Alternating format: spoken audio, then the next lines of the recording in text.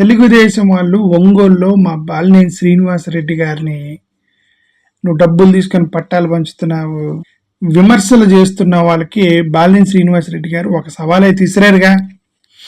నేను ₹1 తీసుకున్నానని తెలిసినా సరే నన్ను చెప్పు తీసుకొని కొట్టండి అన్నారుగా బాలినేని శ్రీనివాసరెడ్డి గారు.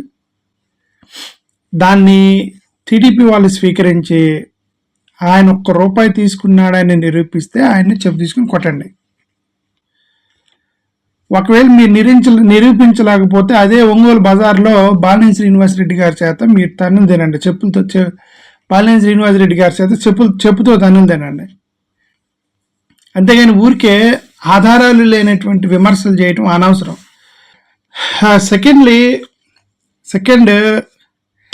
వచ్చే ఎన్నికల్లో తెలుగుదేశం జనసేన బీజేపీ పొత్తు ఉండొచ్చేమో. ఓకే, తెలుగుదేశం జనసేన బీజేపీ కలిపి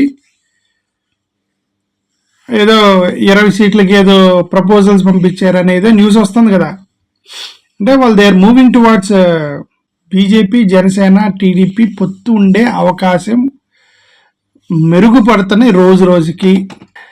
ఏది ఏమైనా సరే ఈసారి 2024 ఎలక్షన్స్లో మాత్రం పార్టీలకి మధ్య మాత్రం యుద్ధం జరగదు. మహిళలకి పొత్తు పెట్టుకున్న పార్టీలకి ఎలక్షన్ జరగబోతుంది. టీడీపీ జనసేన బీజేపీ కలిస్తే బీజేపీ వాళ్ళ ముగ్గురికి ప్లస్ వర్సెస్ మహిళలు వీళ్ళకే ఎలక్షన్ జరగబోతుంది.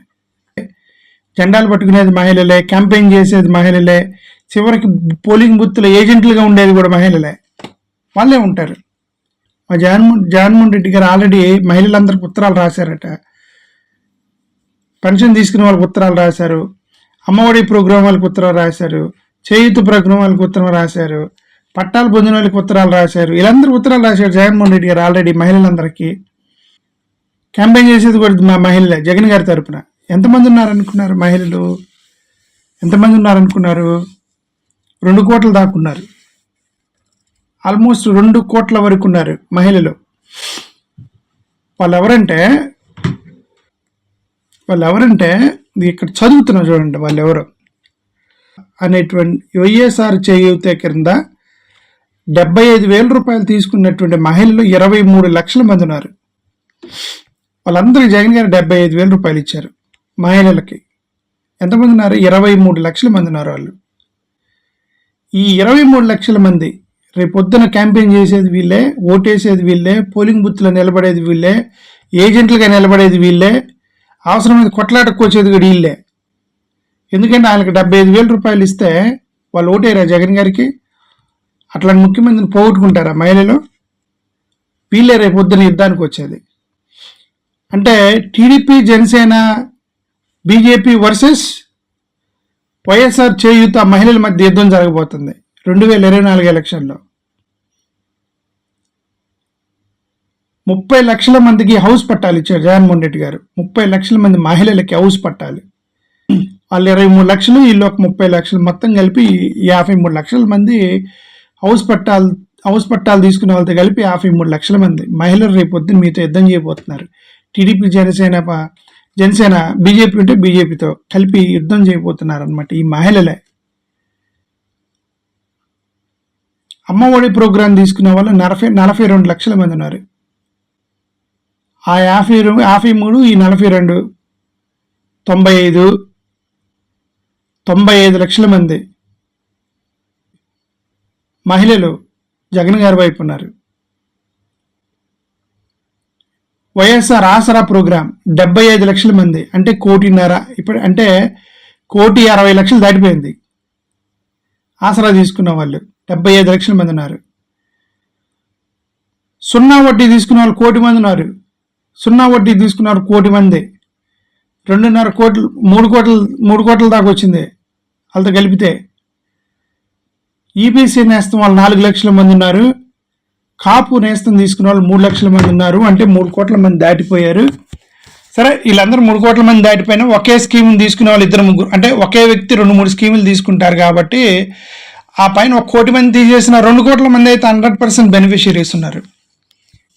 2024 ఎలక్షన్లో జరిగేటువంటి ఎలక్షన్స్కి ఈ 2 కోట్ల మంది మహిళలు వర్సెస్ టీడీపీ జనసేన బీజేపీ పొత్తు వాళ్ళకి జరగబోతుంది. జగన్ గారిని మహిళలు ముందుండి గెలిపిస్తారు. జగన్ గారిని మహిళలు ముందుండి గెలిపిస్తారు. అన్ఫార్చునేట్లీ ఇళ్లలో ఉన్న మగవాళ్ళు మహిళల్ని బెదిరించి మహిళలను బెదిరించి బలవంతంగా ఓట్లు వేపిస్తే మనం ఏం చేయలేం. అంటే ఎందుకంటే ఇప్పుడు గ్రామీణ ప్రాంతాల్లో స్త్రీలు ఉంటారు కదా, వాళ్ళు భర్త వేరే పార్టీకి వేద్దామంటే లేకపోతే నేను దీనికి వేయాల్సిందే అని ధైర్యం చేసి అనలేరు మా ఆడవాళ్ళు. గ్రామీణ ప్రాంతాల్లో అనలేరు. ఈ మగవాళ్ళు పోయి ఎవరో దగ్గర డబ్బులు తీసుకుని వచ్చేస్తారనమాట. ఏదో పార్టీ దగ్గర డబ్బులు తీసుకొని భార్యను బలవంతం చేసి ఆ పార్టీకి వేయాల్సిందని చెప్పి బలవంతం మీద వేపిస్తారు. ఓకే, అన్ఫార్చునేట్లీ మహిళలకి ఇళ్లలో ఓటు ఎవరికి వేయాలనే హక్కును కూడా భర్త తీసేసుకుంటాడు.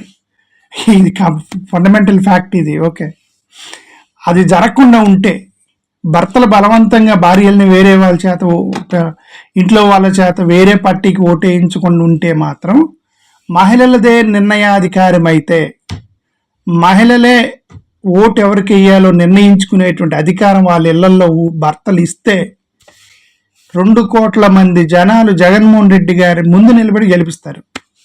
మహిళలు జగన్మోహన్ రెడ్డి గారు ఈ మహిళలకి థ్యాంక్ యూ సీఎం అని క్యాప్లో లేదంటే జెండాలో ఏదో ఒకటి ఈ మహిళలకి జగన్ గారు ఏదో చేయడానికి ఆలోచిస్తున్నారని నాకు తెలిసింది. జగన్ గారు ఎలాగ స్ట్రాటజిస్ట్ కాబట్టి ఆయన వేస్తారు ఎలక్షన్ లోపు.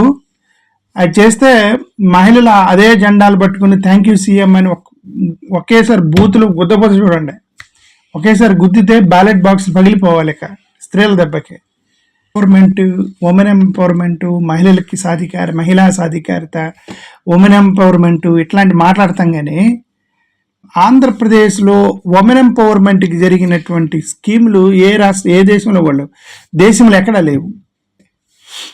అన్ని ప్రోగ్రామ్స్ స్త్రీలకే, అమ్మఒడి స్త్రీలకే, ఇళ్ల పట్టాలు ఇచ్చింది స్త్రీలకే, చేతి ఇచ్చింది స్త్రీలకే, ఆసరా స్త్రీలకే, సున్నా వడ్డీ స్త్రీలకే, కాపు నేస్తం స్త్రీలకే,